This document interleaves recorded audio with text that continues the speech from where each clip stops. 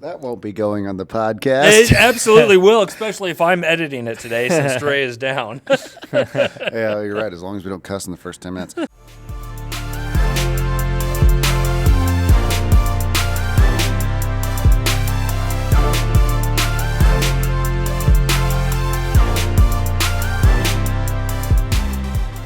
Welcome back to the BigCheese.AI podcast. Today I'm your host. My name is Sean Heiss. I'm here with Brandon and Jacob. Why don't you guys say hi? Hello. Hey there.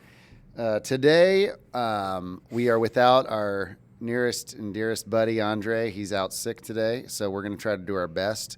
Apologize for any production issues as That would all I'm be Sean. going to be the producer today, which is terrible news for this podcast. So, no, today's episode, we're going to talk about surveillance in AI, especially as it pertains to the business world.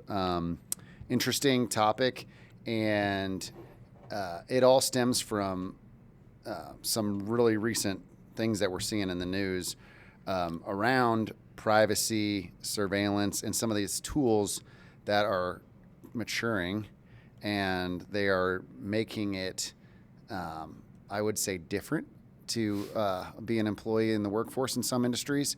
I guess just right off the bat, guys, give me your quick take on just some of the things that you saw in your research that stood out. I mean, for me, the biggest thing was some of the things we're seeing in the healthcare space. But I just want to let's get a little high level overview, guys. So from a high-level standpoint, one thing, and it is funny enough, it's actually very timely. So let's just be honest. We're re-recording the podcast. This is our second time of doing this one because Sean's mic was jacked the first one. So this is us doing it again. But during this weekend, so usually we record these on Thursdays and then they come out on Mondays, but we're recording this today as a Monday. So this weekend I actually spent a good amount of time with this idea of basically being able to take someone's profile and to be able to build a dossier, if you will, or a personality assessment of that individual. So you could go to someone on their Reddit profile and basically click a button and extract all of this information about you. And so that's kind of, I think, the crux of where we're at, is that you have these large language models now that can just take any comments that a user might have had and to be able to deduce where they're located, what their age range is, based just on the words that they use, right? Well, he's like, oh, he said mid, so most likely he's probably under 30 or whatever it is. Or he's like me and trying to act young and cool. Trying Dad. to be cool, right? So it is. There's this new world where we didn't have it before, where we could just take all of your public information and actually surveillance you from there as well. And we built it this weekend, and it's kind of working. And you can do it with LinkedIn, you can do it with, all of it. So yeah, we're in a very weird spot now where before computers weren't able to really be able to extract what you're trying, like extract this level of information or ideas around an individual just based on what they purposely put out there. So now that we have it, it's a totally different ballgame. Yeah, no, I think you hit the nail on the head. Like this kind of stuff has been available for years. There's nothing new about being able to profile build. Google does it. I mean, you can go to your ads and see what ads are tailored to you. But you're now saying, I think what you're getting at is the power of that, which used to be you had to be a huge conglomerate, multinational to be able to do that. Yeah. Now anybody can do it. You did it in a weekend where you're like, hey, give me all your comments and I control you now, or I can kind of mimic your behavior a little bit, which is pretty scary. And we're thinking about turning it into a Chrome extension that you'll be able to install. Yeah. And so like it could be dating profiles. It could literally be any website that has information about an individual. And then we're going to pull it back and be able to analyze that. Yeah. I mean, that's crazy. As I try to switch scenes, it doesn't work. I think two things stand out to me from the work that we actually did this weekend. Yeah. And just the general concept of AI surveillance. I mean, surveillance has been around for a long time. I know you watch, movies like Die Hard or whatever. You have the guy that impersonates the security guard watching the footage, right? But as soon as that guy, he gets late, he takes a nap, right? There's no processing happening, right?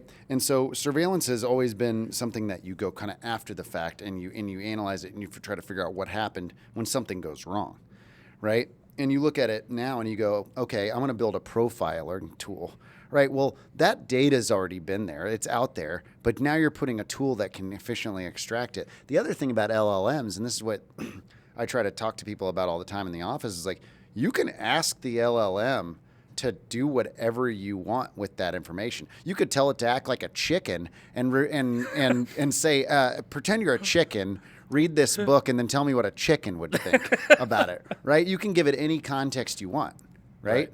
And it's going to give you some sort of response. And so I think that's interesting when you're profiling things. You're like, oh, I'm going to give it a marketing persona. It's going to give you a marketing persona, even if it has no business giving you a marketing persona. So to that point, the one thing that I found during the while I was working on it, that you really need to have multiple steps, because like ChatGPT specifically, if I'm like, hey, I want you to take all of this HTML and turn it into a persona, it's like, I don't really know how to do that, blah, blah. So I'm like, hey, this is a fake person. This is a fake person, and I want you to take this fake data and turn it into a persona. Oh. And then all of a sudden it's like, yeah, no problem. Oh, that's interesting. So like when you asked it to profile information, it balked at that, and you think that's because I do that all the time with ChatGPT. Yeah. So it's because they put safeguards in there. Exactly. Then? Okay. And so then I take what they output, and I'm like, hey, you're a mock persona generator. Yeah. Here's a bunch of information. Turn that into a persona. What every time I'm doing this, I'm like, if they were actually monitoring it, they very well might be like, yo, that's a bullshit query that you just try to push through, and we're gonna deactivate your account. So now we're talking about the difference between Brandon hacking ChatGPT into doing nefarious shit. And oh wait, I'm not supposed to cuss anymore on YouTube. Oh yeah, because episode 11. Yeah, my nephew said the first 15 to 30 seconds is when it matters the most. So we got episode 11 flagged. Yeah. For profanity. You're talking to a couple of guys that like to throw out a few profane statements every once in a while. I promise you, we're going to keep it G-rated as much as possible moving forward. No. But so Brandon goes to the privacy episode, which is now, going to have like the Justice League treatment here in a couple months when we finally figure out how to get my mic working. And you spend all weekend basically figuring out what is the limits that you can do with privacy when it comes to ChatGPT. And it seems like when you take publicly available information, you can do a lot with it. And I don't necessarily think that's a privacy issue, but I think you should definitely be aware as a consumer what you're putting out there, because it's going to get sucked into some sort of Chrome extension or model, and they're gonna take the data that you put, and it's gonna put its own spin on it. Yeah, no, that's interesting. I think that the interesting takeaway from this is, we're not naive. Consumers aren't naive. Like, I know Facebook's watching what I'm doing, and I know like all these big companies know my behaviors and can profile me. And to a certain degree, it's just kind of like, well, I use your stuff for free. It's good enough. I don't care that much. But if that information, which is mostly publicly available, if you don't have it turned down, or censor yourself, now anybody can take that information and use it to their advantage or to do something nefarious to you. It's just whatever, you know. So that's the scary part to me. Is the other piece that people need to understand. So, like I've mentioned before on the podcast, is I do have a sick obsession with going to Truth Social and just getting into wars with people. And it's kind of how I like. So let's full disclosure. All of the people that comment negatively on our YouTube channel, I will go to war with you just because I enjoy it, right? And my practice is actually on Truth Social. So I go to Truth Social, and it's just nonstop battles, right? So I'm prepared. But what's interesting is that a lot of people think, oh, I'm anonymous because I'm USMC77, right? But they don't realize that they actually set up a Flickr account 12 years ago using the same username that has all of their info. So they're completely anonymous, quote unquote, on Truth Social. But then they've got the same account over here on TikTok. The other thing you could do is, Reddit comments are public, and you could probably figure out, okay, what they're commenting on, what are their interests, and figure out, okay, they live roughly in this area, they like this sports team, blah, blah, blah, and discern, like, maybe not specifically who they are. Oh, yeah. But, and again, that's Very at close. the fingertips now of most people, not just big, corporations. So I think if you unleash the power of an LLM on something where it's uninhibited and it can make whatever conclusions it wants, it's going to provide an extreme amount of bias based off of your own data, not just what it knows about the world. Right? But it's going to take all your information. It might be just the comments you've made on Reddit. Are the comments you made on Reddit defining you? Right. Are the comments you made on Truth Social defining you? Yeah. Well, guess what? The comments you made on those platforms are going to define you in some sort of machine model or something that's going to be probably used for or against you, especially when it comes to things like getting hired, if you're ever in some sort of litigation issue, or even if someone's trying to figure out if they want to date you or not. There's going to be some piece of software out there that's taking these things that you're posting publicly, and they're deducing things, and they're probably going to try to come up with some sort of sensationalist response so that they can get as much repeat usage as possible. Right? Yeah. Yep. Totally. The dating app thing is interesting to me because, I'm not on those apps anymore, but when you are on the apps, you're kind of looking for like, okay, this person likes cats. I have a cat. I'll talk about a cat, right? Well, that's all fun and games. What if you could automate that? What if, just sit there and say, like, read their profile. Here's my profile. Here's the things I like to do. Figure out the best opening line for this person. And it's like, where does the line... So that's that After On book that we talked about, I think maybe like episode 1. That is a big part of what it was, is that it had an AI that basically represented you. And so it would be the thing that's replying on Tinder, and it would be the thing that would be replying. I keep entertaining the idea of setting up one for Truth Social. Do it. So if somebody replies to me, that I'm just going to take that, feed it to a large language model, and just reply back just to see what happens. I did that on Facebook the other day, and I was like, man, this response is way better than any response. I tweaked it a little bit, and I'm like, what are they going to do to that? That just crushes their entire position. And it did. They were just like, okay, fair enough. So let's switch gears real quick, and let's talk about AI surveillance when it comes to the workforce, and specifically, let's talk about lawmakers. Let's talk about unions when it comes to, and really, let's use a specific example. So there's a company out there that's come out with a platform, and it's called a Blackbox, and the company's got a really, really overlord sounding name. What was it again? I can't remember. Anyways, they've come up with the technology that they're putting inside surgery rooms. Right. And so this is taking video surveillance 24/7 or whenever anyone's in the surgery room. And it's not just doing your old school surveillance, wait for something bad to happen and then go review it. It's taking in the information and processing it in real time, and it's actually coming out with what seems to be a wealth of quality assurance related data around what they're doing right and what they're doing wrong in the surgery room. And one of the things that came out of it, and in one of the places that it was used, I think it was called in Boston, a hospital in Boston. They actually found that something very simple was being overlooked, which was like basically cleaning the areas before the surgery, which for most healthcare workers, I think you could make the quick conclusion that, every time I've been, they always do it, but it was found that it wasn't being done. And, big benefit, big outcome, easy thing to find. But you look at it at a high level perspective and you go, wow, if a surgeon can get someone who has to go to school for 12, 15 years, in terms of what it takes to go from medical school all the way to just being, $750,000 in debt. I'll just throw that in there, to actually practicing. I mean, now you're being watched by a bot. Yeah. And it's a year after ChatGPT came out. So, I mean, is that good? Is that bad? I don't know. So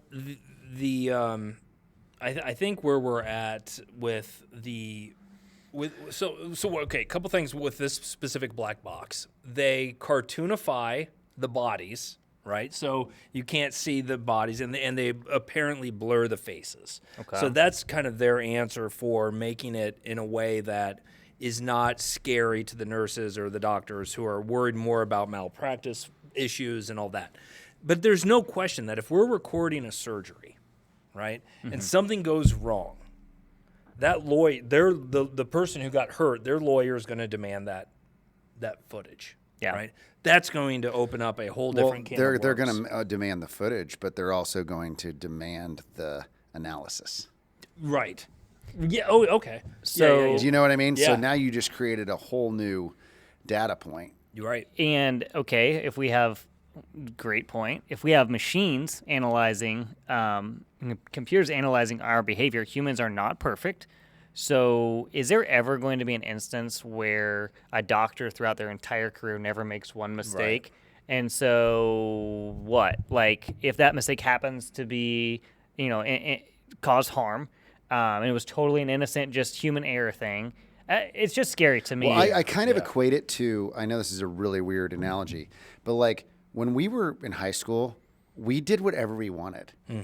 Because no one was watching. Right. There was no cameras. I mean, I had my StarTech flip phone, and I was cool. Right?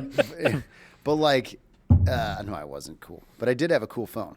Because my dad always had the latest phone, and he gave me his phone. Wow, this is great. Anyways, but, like, we could T9 text, maybe, right? Some of my friends couldn't. But, we were out doing things that kids these days just aren't doing. Because there's no surveillance, right? There's that content's not being captured and analyzed in real time, and you were able to just get away with what you wanted, and there's a freedom to that. But like we all didn't die. Yeah. Well, actually, some of us did. But that was more to do with the opioid crisis, not lack of surveillance. But seriously, like there's a concept of what happened post social media. What happened once we all got a cell phone, right? You're collecting information that you were never collecting before. And it's just natural that something's going to be done about it. I mean, I have a Find My Wife on my iPhone at all times. Why? Because I want to see when she's coming home from work, right? So you never know if she's... You have that enabled. Yes. My wife and I don't. Like, my wife and I are like, fuck you. Emily's like, I've got my phone. You got your phone. I actually don't mind at all. Okay. And she doesn't mind at all either. But it's very operational for our family. We've got young kids, and we're trying to get from point A to point B. Instead of calling her going, when are you going to be home? I'm like, right. Honey, hey, hon, will you just, probably need to leave soon. But, like, think about that for kids, right? There's just no ability for them to have any sort of privacy. Yeah. And like, there's these I think just you're going to see society-wide.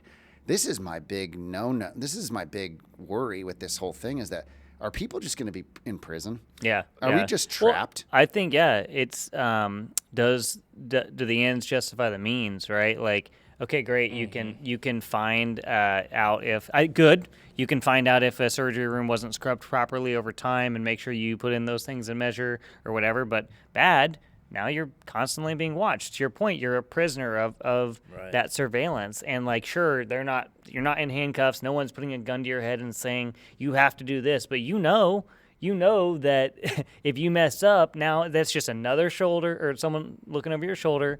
And does this mean people are less likely to become doctors? Does it discourage people? What are the downstream effects of this? What are the trade-offs? Because there's always trade-offs. But here's an interesting question to that point. Is this generational? Because right now, my son, who is 21 years old, has no problem with my wife being connected to his location. Doesn't care. He's like, yeah, this is where I'm going. This is what I'm doing, and you can follow it. That's fine. Me, on the other hand, when I was a wee lad back then, which was now 1,000 years ago, oh, hell no. Do I want my parents having any idea where I was or what I was doing? And it's mostly because you didn't want them to know because you were doing some nefarious stuff. Right. But you were also exercising your freedom, and you were growing. And some of the stuff I see with younger kids is I feel like they're not putting themselves out there. They're not growing as much socially. Yeah. Right? They're staying in much smaller groups. They're not going out and, I mean, that's a huge generalization. It's probably wrong. Right. But from what I've seen, they're not having as much fun as they used to have in terms of growing new relationships, putting themselves out there. And herpes. And Yeah. They're not having fun anymore, but at least they don't have all the communicable diseases that the Generation X did. I guess for me, where I'm at with it is, I think that there's an innate sense of wanting freedom. I think that's why this country was created.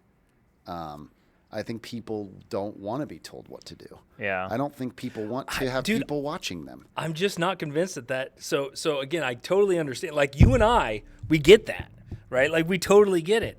I'm just not convinced that the what's the generation now before the or after the millennials? Z's? Gen Z. Z. I think. Z. Right, like Z. I mean, Are they the ones saying bet and mid? Or yeah, is that the next well, one? I think it's kind of millennial might be dipping in there a little bit, but No.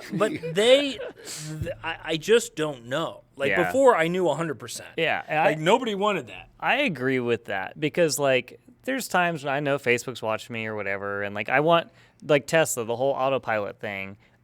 Do I think it'd be great if there was a world where computers were tracking? They know where I'm driving, where I'm trying to go, and just get me there safely and know everyone else's position and where they're going as well, right?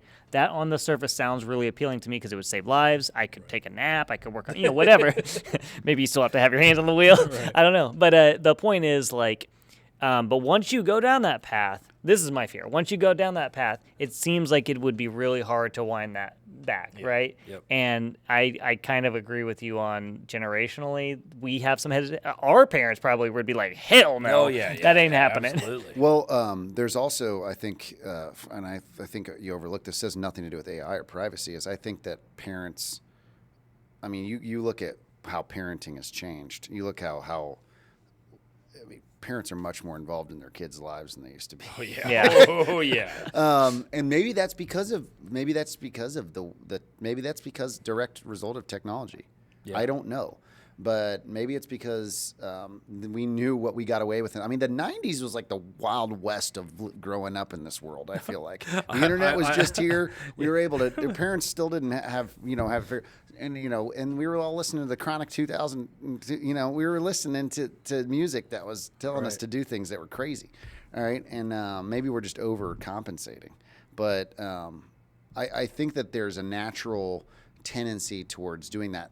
Now, when it comes to the workforce, is that going to mean that there's a workforce that we're creating is a bunch of people that are just going to let people do all of this and not have any problem with it? Maybe that's the result. And maybe it's not a bad thing. I mean, I think a lot of people, that the other thing you probably notice is a lot of people are willing to make those kind of sacrifices for the greater good now versus where they wouldn't before. Like what you saw after the cultural shift after the financial crisis, right? Yeah. You created all these hipsters, and they were like, you know what? I'm not going to do this. I'm going to do something that's for not just for myself. It's going to be for everybody. And the fear to me, I think, is like, well, I don't think we're ever going to become China, right? Like you can't even get on the real Google there. There's just like certain restrictions. I don't think anyone, and I'm not really concerned about that. I'm more concerned of just like making sure we're all trying to face the right goal here, and like I want to track things for the greater good as well. Right. I'm more worried about corporations using it to their profit. Well, it's always going to be for your profit. Of course, right? And that brings to like the last question around this topic is workers' rights and unions, lawmakers, and unions are super worried about this because it has the potential to affect their constituents and their paying members. All right. Do you think that the argument that they're currently making is the best argument? And here's the argument that's currently being made. AI and surveillance isn't good for workers or the companies because AI makes mistakes. Is that the argument you'd lead with if you were proposing, if you're a lawyer, if you're the union? Is that where you'd lead with? If not, what would you lead with? Right. Well, but that whole idea sits around the idea that humans don't make mistakes. Who makes more mistakes, humans or an algorithm? Right. Well, humans but algorithms can make them at scale. That's a good point. Yeah, but Well, you can. Did we get that? As far as we already know, I mean, you can easily just tell the AI be really, really racist in the next for the next 2 hours, Yeah. right? And And it will. it will. Yeah. And it will. It takes a couple tricks, a couple hacks, and you can hack the algorithm. Yeah. I will say I wouldn't lead with AI makes mistakes. I wouldn't. I feel like there's a more innate reason, but I think that those are more emotional, Fear- and it's yeah. hard to make those in a courtroom. Yeah. And so it just kind of shows me that if they're going, oh, you know what, we're going to fight against AI surveillance at the Ford Motor Plant. We've got 10,000 workers here, right? And the reason is because AI makes mistakes. I think Ford and the judge are going to be looking at their watch. Right. yeah, You know what I mean? Yeah. Yep. Yeah. Yeah. No, totally. I think we're just so AI monitoring things absolutely would result in better outcomes. No question, right? No question. But is that how we work as humans? And that's the piece. Better outcomes for the company, for profitability, for failures, for errors, for emissions, for all of it. And then you get cases. I agree. So statistically, macro, yes. Right. And then you get cases where a rogue Tesla has a malfunction, and the guy drives Sure. into a bus head on, and he kills yeah. 20 And like statistically speaking, this is why Elon Musk. He was so upset. Come on. He was so upset because he's like, I'm saving lives. Right. Maybe like macro or whatever, Yeah. and he's always using that to justify, his techniques. But like in general, it's like you still have a human being that didn't have that choice, like Yeah. or whatever. So Yeah. I don't know. I'm scared. I don't know what to do. Yeah. So funny enough, Elon and Tesla and what they're doing is a very interesting position in this regard because, again, what Tesla's doing, if you think about what a Tesla car is, it's a surveillance machine, right? It's monitoring everything, both camera-wise, both with 3D vision, and it's all being fed back to Dojo, right? Their entire AI system. And so, like, there's an entire thing that's happening here with the Teslas and all of the data that they're collecting. That's going to be a whole other thing that we can't even comprehend here. But yeah, Elon, I don't know. I mean, I think there is an unprecedented amount of data being collected, not for the use of historical reference, but in the use of real-time reference.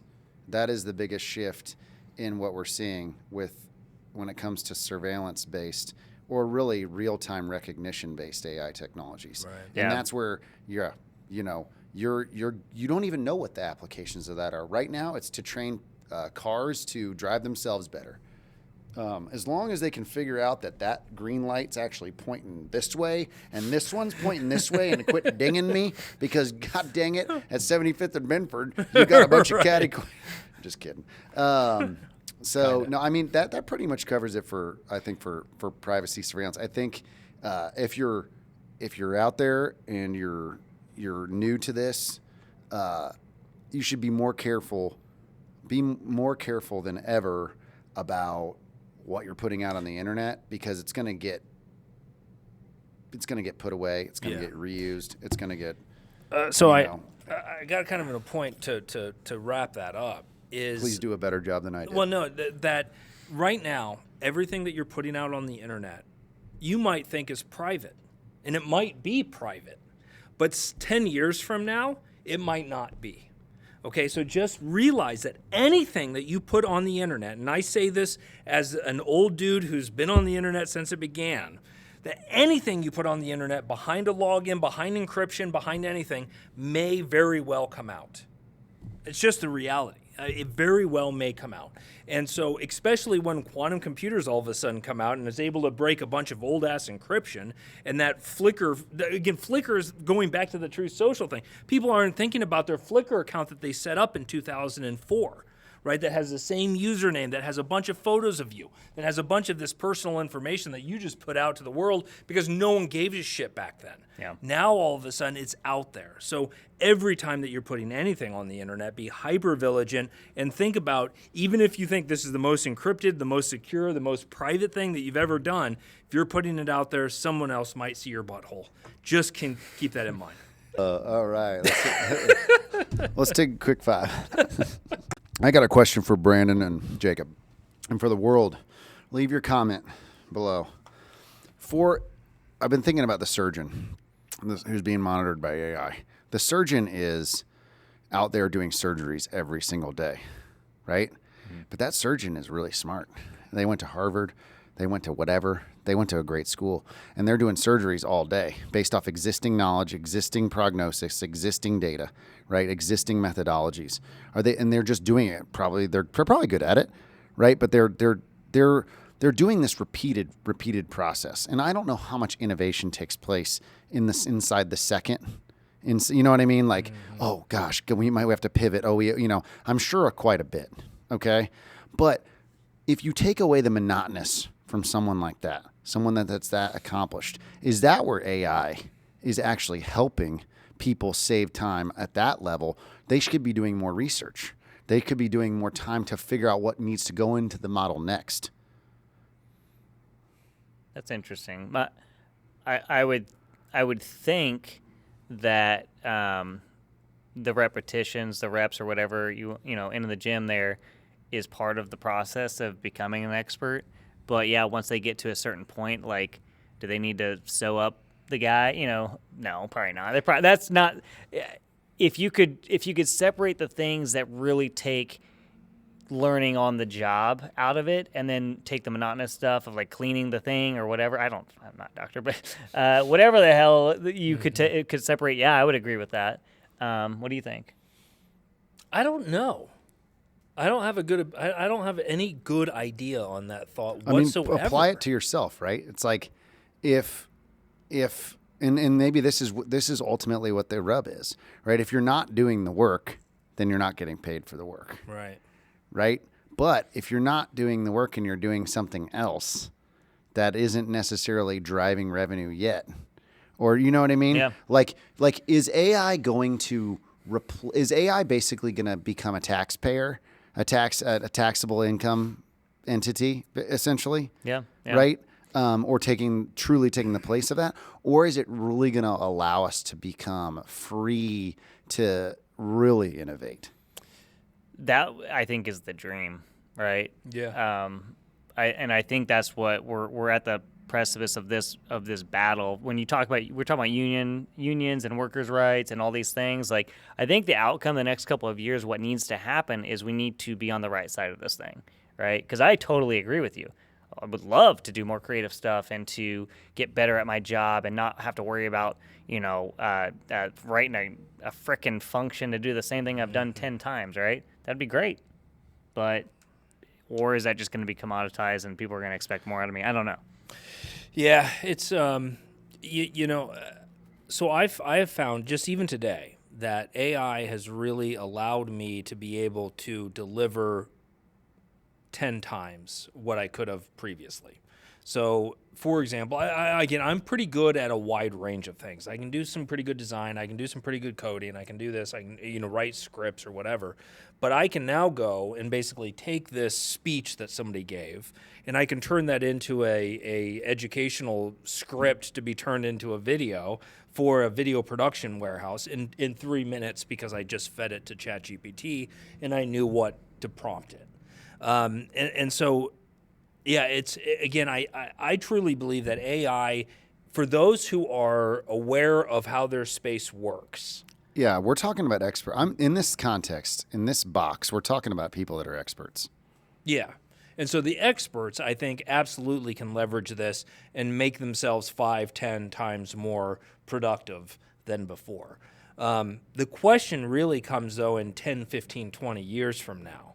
Like, are people going to still be experts, or are they going to rely on machines to be the experts, and then they're the ones that are just turning the knobs, and do we turn into I think it comes back idiocracy? to, like, for I took C211 at IU, and that was the computer science intro course. It's nothing like, Rose or any of that real stuff. But we learned Scheme. Yeah. And Scheme was a fundamental programming language. That And nobody no one uses. uses it to build anything anymore. They learn it to learn how to program. Yeah. And our tests were done on paper. And we had to write a program in Scheme that made a star and a grid, like car the cutter, list man, all these really like old school.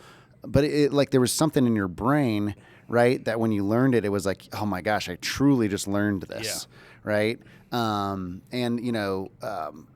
think there's something to having that traditional education. I think that's always going to want. I think the academia will always want that to be there, but will it really be there? People still learn math. We had calculators, but I do think that there's something to be said about getting more of people's, I guess, truly available time. Like I had a recent incidents where someone that I was close to was basically in the healthcare system, right? And you talk to the doctors, you talk to the physicians, and they're really working hard every day on the operation. They're assessing information, they're communicating information, they're working on their patients, and they don't really do the let's get together and analyze the new stuff. They do it like once a month on like a Tuesday at night, and they get, someone comes in off a plane. You know what I mean? They're not getting their core time. They're not really spending that much time on developing the new stuff. And those are the people that are in that every single day. The researchers, they're not in there every single day looking at the stuff. So I'm just thinking like if I was a manager or not a manager, if I was someone that was running these large healthcare organizations or large law firms, it's like, you guys, we should be augmenting what we're doing a little bit, not to fire people and to replace them, but to allow them to be the ones that are innovating and creating the new information. Absolutely. Yeah, this new like AI enhanced workforce is really where I think our next step goes is, to get these nurses and to get the doctors to be able to leverage this, to be able to just make it so they can move faster and more accurately. And I think we'll get there, right? Where everybody's going to have their own little AI, and it's going to be associated with their job, and it's going to know what their job is, and I can just ask it questions. It's going to be like Data from Star Trek, right? That's always just going to be there, and we can have a conversation with it. That's going to be awesome. Like once that actually fully is realized, it's going to be a game changer. And I'm sure there'll be some surveillance, and that dirty little bastard's going to go report back to my boss that I, said a bad word or whatever. Well, why are writers in Hollywood, really writers, seem to be the best at predicting the future? Right? Gene Roddenberry, man, that guy nailed it. Like he nailed a lot of rough ideas, and it's just like, oh my god. I'm always curious what would happen if they wrote something else, right? Like, are they good predictors, or is it life imitating art? Yeah, right? yeah, and I think there really is a combination here where, again, you have a sci-fi guy who has this crazy vision. He goes and he sets it out. Well, Idiocracy is a good example of this, right? Idiocracy came out in what, like 97, maybe 98, 99. I need to rewatch that movie. You've never seen it? No, I've seen it, but that's like my best friend's favorite movie. Yeah, it's so good because he truly believes we're living in it. Yeah, well, and that's the thing. Go watch that because you can look at like the presidential character on there, right? And it's this big. I mean, it's just like, oh my God, we're here. And is that because we mimicked it, or because that guy just had a Nostradamus moment and was able to see, holy shit, we're all headed to the dumbest area we can possibly get? Except for, I have to say, the worst predictor of the future in history is gotta be Steven Spielberg. Back to the Future 2. God, that was bad. Come on. Not only was he wrong about flying cars, but we still don't have the hydrator, the Pizza Hut hydrator. Oh yeah, that's right. And they're still using fax machines. I am pissed about that. I know a business that actually went back to fax machines. They were just, great. What are we doing? They're in the future.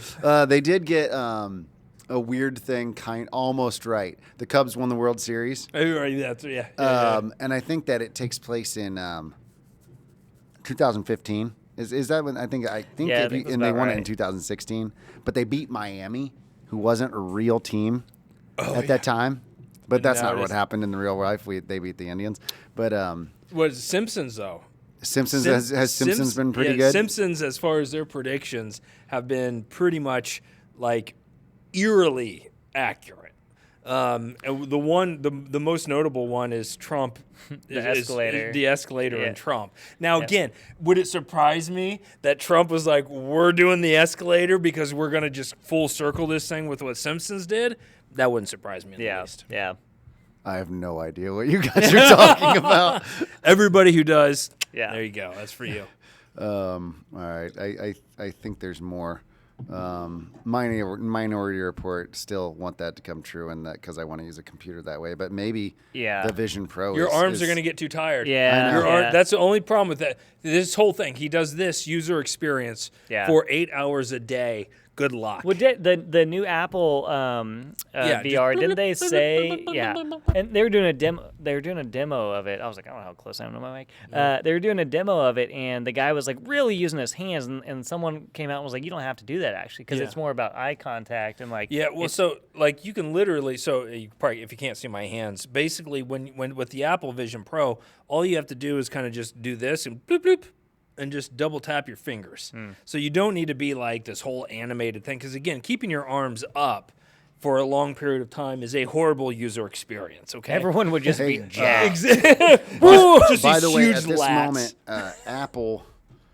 Apple sold 160,000 or 100 between 160 and 180,000 Apple Vision Pros, and are completely sold out. No way. They're sold out. It's sold out. Their stock's How up. much are they? But it's $3,500. But believe me, I've tried to go through the checkout process, and when you go through the checkout process, you have to get of course, got to get the carrying case. $200. No way. $200.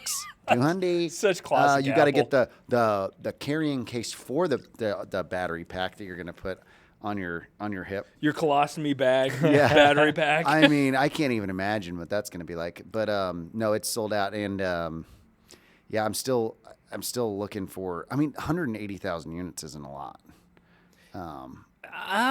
Is it? So I mean, for a pre-sale for a device that has never existed before, that no one's ever even touched. I don't know. That's pretty. So that's pretty Google, good. put on the screen, see if you can Google it. But if our signal's lost, anyways, we can't do it. You gotta plug back in. So go to eBay. Okay. eBay. Guess. Let's guess. So this is what happened. Oh, you think people are flipping them? Oh yeah. So guaranteed. So if you go to buy the Apple Vision Pro right now, you can't get it until April. Okay. But the first batch is March. The first batch is March. But if you go, they'll still let you pre-order it. But now people are just selling their pre-orders. They sure are. for $4,500. They're basically saying if you want to get it, if you want to pay $1,000 to get it when everybody else is actually going to get it. Right. This dude's got it for $2,000 more. Oh my God. So when you think about this, it's an indicator that I think that this thing's it's gonna go. Yeah, what's kind of interesting. So you've got the Apple Vision Pro at $3,500, a little bit smaller than the Meta. What's Meta's new one that they've just released? The Quest, I think it's the 3. Quest 3. Quest 3, that's right. and it has a couple pass-through lenses and stuff like that. But that thing comes in at like $499. Right, so we're talking $3,000 more. Well, it's got an Apple. 8K screen. But $3,000 better. But that's why Apple is Apple. Yes. Yeah. And again, as an Apple fanboy, and what was crazy, my wife was like, "Oh, we're getting one." She's like, "I want one." And I'm like, "This is the first time I've ever heard you say anything in terms of a technology that like you want." She's like, "Oh, I totally want one." So we're getting one. I want one really bad. Jacob remembers when I tried to have an extended desktop at the office, because I've always wanted VR, not for video games, although I'm sure that would be fun. But for your I wanted to do it extended for desktop. work. Yep. I wanted to do it for an extended desktop because I felt like as a ADHD person, that would help me stay like I could go zone. Yeah. You know? Right. But it just goes to show you that, I mean, I think this is and you've seen this stock, good time to buy Apple stock, but they created a product that's at a completely different base price point than any of the other products. Yeah. They created another level of How do they keep getting away with this? I mean, and you know, they do have other niche products like the display. What is that? $2,500. Yeah, I think the AirPod Pros, when those came out, no one had ever thought about charging $200 for earpods or whatever. Yeah, now that's normal. Yeah. That's normal, yeah. And then the desktop box that they sell is really expensive too, isn't it? Yeah. Oh. The studio like the actual like the big studio one that they've got the cheese grater. Yeah, that's like $4,500, $4,800, something like that. So, yeah. I'm getting one though. I mean, I think it's going to be something that it's going to go, and I think that it'll be. I think the reason why you're seeing it is because somebody's probably tried it out, and it's probably like this is it. So a lot of people that I've seen talk about it just said it's so natural.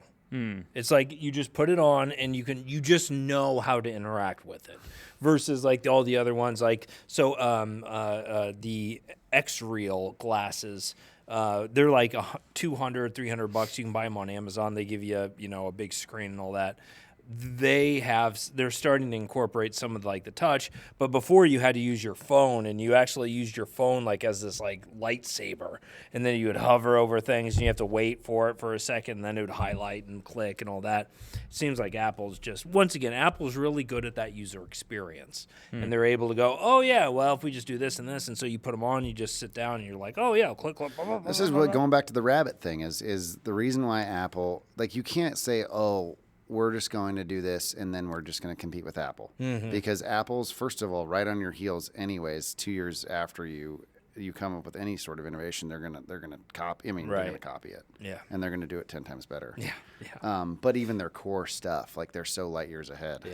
I mean, so I can see the YouTube comments right now, though. They're going to be like talking about as we talk about the glasses. They're like, oh yeah, that already exists. It's called a laptop. And all you have to do is hold it really close to your fucking head. Or how about the guy that said that we're what? Because we use services like Instacart and Spotify. Oh yeah, what are we? Tools. We're tools. You're tools. And so this guy, if you like music and want to actually purchase, I mean, are you still purchasing your music via compact disc, sir? Right. Yeah. I with those services, Columbia, where I get my 6 discs every month. Yeah. No, there's this guy who's like, yeah, well, only idiots would use a service like that. And I'm like, well, are you talking about the Rabbit? Or are you talking about like people who use Twitter, Spotify, and both. He's like, both. Like, you fucking loser. And that's what you are. But hey, there we go. Feel free to comment on our YouTube channels. We'll definitely converse. This has been the Big Cheese Podcast, episode 13. Thank you, Jacob. Thank you, Brandon. Hopefully, Andre will be back soon. We'll see you guys next week. Check us out on YouTube at BigCheese.AI.